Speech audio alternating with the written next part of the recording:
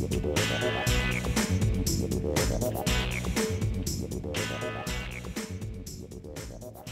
we have Margaret Downey of the AAI, Atheist Alliance International. This is a second interview for Margaret, and I brought her back because she has lots to talk about among the legalities of atheism and the God issues. So welcome again, Margaret. Thanks for having me back. You mentioned earlier to me that you were involved in 2 different lawsuits. Now, you're not a lawyer, so how were you involved? Right. I was the plaintiff in 2 lawsuits. One was against the Boy Scouts of America. My son was involved with the Boy Scouts for 7 years, but when we moved, it was discovered by a troop leader that in his Scout booklet, he had crossed off the word God and inserted things like science and humans and... And this was your son's booklet? Yeah.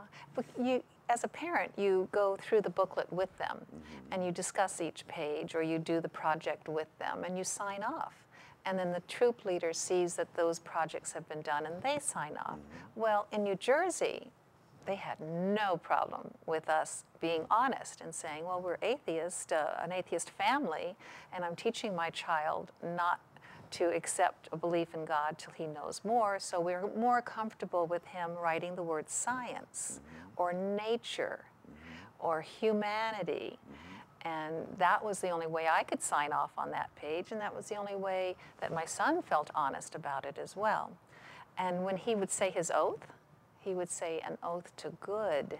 He would simply add one more O, and nobody knew. We weren't disruptive. We were, you know, we were very respectful, and we expected respect back. But when we moved, and it was discovered that my son was being reared in an atheist home, they kicked us out. They said that they did not want us involved with the Scouts. Well, was this the first atheist that was kicked out of the Boy Scouts? No, no. The Randall family was my first awareness that there was going to be this problem. And was that the twin family? Michael and William. They're wonderful, wonderful family. I hooked up with them. Also, Elliot Welsh was one of the first to sue the Boy Scouts. Based on the discrimination. The Boy Scouts had come into a public school for recruitment, and that night when they were recruiting children, it was discovered that they only wanted religious children. And Elliot's son began to cry because he wanted to join the Scouts, but his father knew it would be dishonest. So that was one of the first lawsuits. And then the Randall family, and then my incident occurred. So once I knew about 3 families, I opened up to the internet that I was collecting narratives and collecting incidents, and I was trying to connect everyone in a network fashion so that we could help each other. And in fact, James Randall did become the attorney representing a lot of the families around the nation. He did a marvelous job. So you were included in that lawsuit? Yes. Yes. And what was the conclusion of the suit? Well, my particular lawsuit, discrimination suit, lasted almost 9 years. They dragged their feet at every opportunity. And it finally got to the court system at the same time that a case against the Boy Scouts was being heard in New Jersey. And the New Jersey case was about a gay Scout leader who had been ousted. Well, the Supreme Court received evidence from the Boy Scouts that the reason they could discriminate was because they were private now. And of course... But they weren't previously. They were public before. And what year were they did become private? That would be 2001. And what's so ironic is that here they claim now to be private, but they want all the public funding they can get their hands on. They want free use of buildings. They want to be able to go into public schools to recruit. Aren't they still having free use of buildings? Well, we're trying to stop them. Every time we find an incident, we will stop it. I've seen Scout signs on lawns of schools. I pull my car into the school parking lot and go in and talk to the principal and demand that they take the signs down. And then because? Because they are a private organization and they should not be using public schools to recruit for religious children only. If they want religious children only, let them go to a religious school. They're sure to find them there. Of course. But don't subject children in public school to this type of discrimination. Well, don't get them all excited about our a program. public school right around the corner from here, they have a sign saying that they're having a particular Easter service at the school. That isn't recruitment. And is it legal for that particular group to lease or use the school Yes, it on is. non-school days? Yes, as long as they have a contract that specifies that they're not getting special treatment, or they're not using the public schools, they're not passing out flyers to the children. You know, there's this fine line where access is permissible, but not entanglement. I see. So you have to be very careful. So the putting signs on the front lawn of a school is entanglement? Yes, because it was during school days, and the children were getting flyers in their backpacks handed to them by teachers, and so that's where the entanglement occurred, and that's where we want to stop it. In Philadelphia, the Boy Scouts have been using a big, beautiful building in the center of town since 1910, rent-free, and once they became private, I demanded that they start paying rent. Well, what's the object of that if the leaseor can lease to the leasee, the leasee lease to the leaseor for $1 that building? No, it's not going to work. No, in fact, It has to be market value? Yes, in the city we have statutes, and that's the statute I had pointed to during my lawsuit. You cannot discriminate and use public property to do so. And as a public organization, you must be open to all the public, no matter. And so that statute is what we're now using to try to get the Boy Scouts out of that building. Again, they're using every legal stall tactic possible. Who's paying your lawyer bills on this? Well, actually, it is a push with the gay community and the non-theist community. And we are pushing politicians, we are pushing the mayor. The mayor is on our side, and the city solicitor is definitely on our side.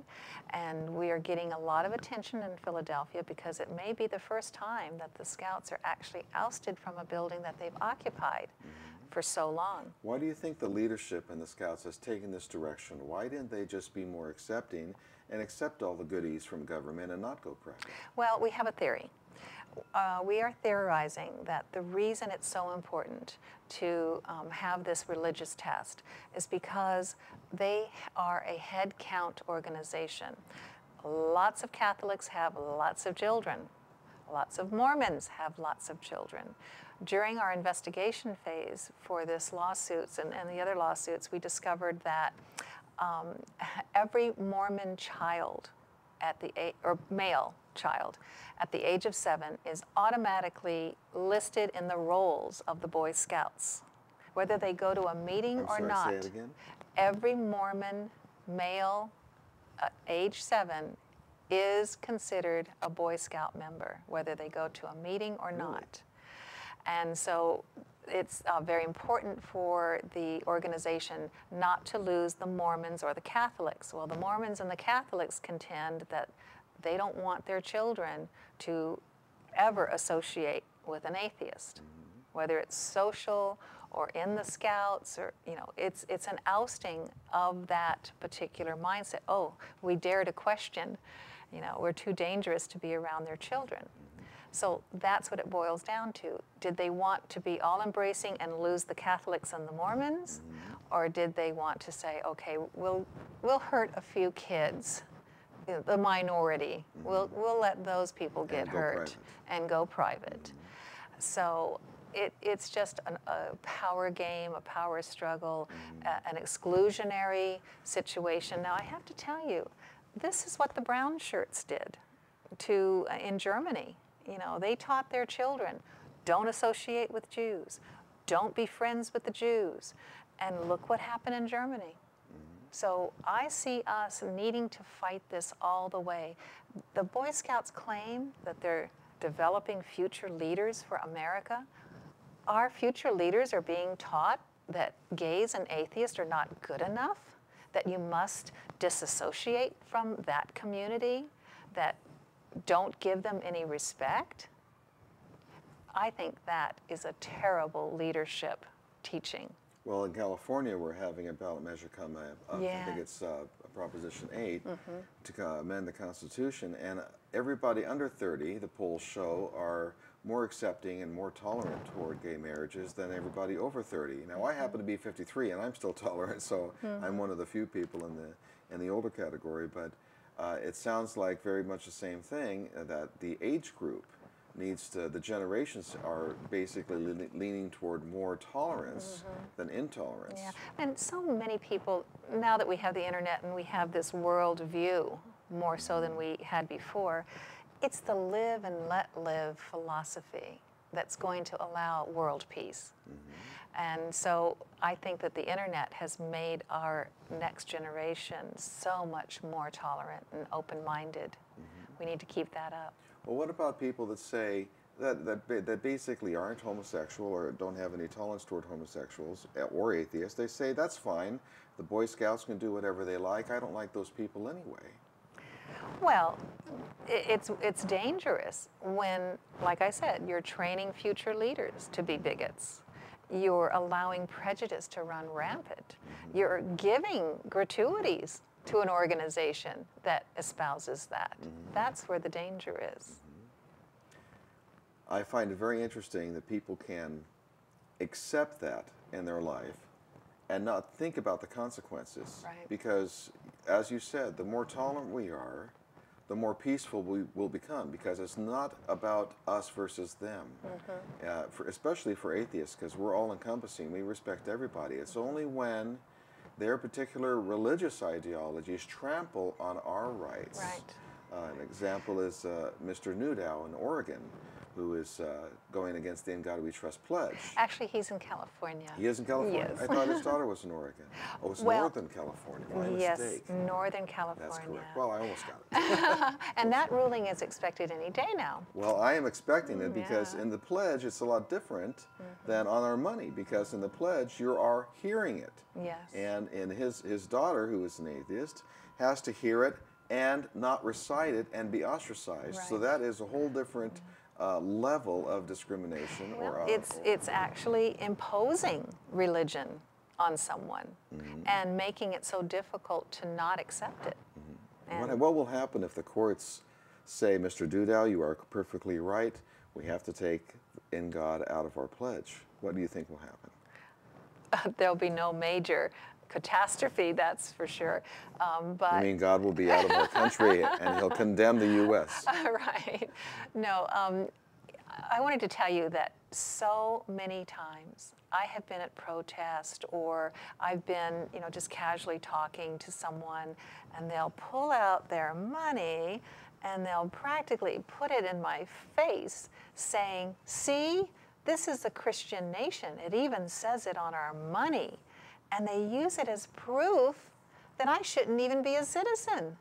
And, they are saying, see, our government believes in God. Why don't you? And I just want to scream. So I always carry a motto-free currency. As do I. So that I can just go right back at them and I, talk about McCarthyism and talk about the Cold War and talk about the mistake of combining atheism with communism. Well, a lot of people say that in 1812, when I think it's the Star Spangled Banner, was that the correct song that said, our motto, In God We Trust, at the very end of the song. I know. And they say, well, that's part of our heritage. Well, I say it's a songwriter. It's not government. It's a songwriter who made this up. Oh, if only we had a free-thinker songwriter. Well, that would be e pluribus unum, way that would be great. Yeah. Well, I've recently been to Yorba Linda, as I mentioned in our last interview with you. And they brought up, the Boy Scouts brought up how patriotic the In God We Trust is and how everybody should believe in it. I thought my arguments were quite well received. Unfortunately, they voted 4-0 against. But you were so magnificent. I saw your quote. It was perfect. Everything you said was right on. And not only were you patriotic to go to that meeting, but you were also brave to stand up there and talk about a minority viewpoint. I think you should tell the audience what you said. Oh, well, I have it right over there. They argue that patriotism, In God We Trust, was part of patriotism and has nothing to do with patriotism. What about all the atheists that were killed in battle? They were believing in God, and they gave their lives for patriotism. I'm very patriotic. I believe in the U.S., but I don't believe in a deity. Why tie the two together? Right. A lot of people, I think, separate out our founding fathers' ideologies, which is separation of church and state, no promotion of religion and government, versus the current wave of thinking that In God We Trust has been on our money since 1862. 1862, thank you very much, and on our bill since 1957. 54. Okay. That is part of our heritage now that it was elected after our founding fathers were long gone, that this was part of our motto. Right. Well, it turns out that it's not our national motto. Right. It's one of our national mottos. E pluribus unum has never been rescinded. Right. So it's actually one of our national mottos. Yes. It's not the national motto. It's Yes. one of our national mottos. So people can therefore take the stance that it is very current. It's been on our money for hundreds of years.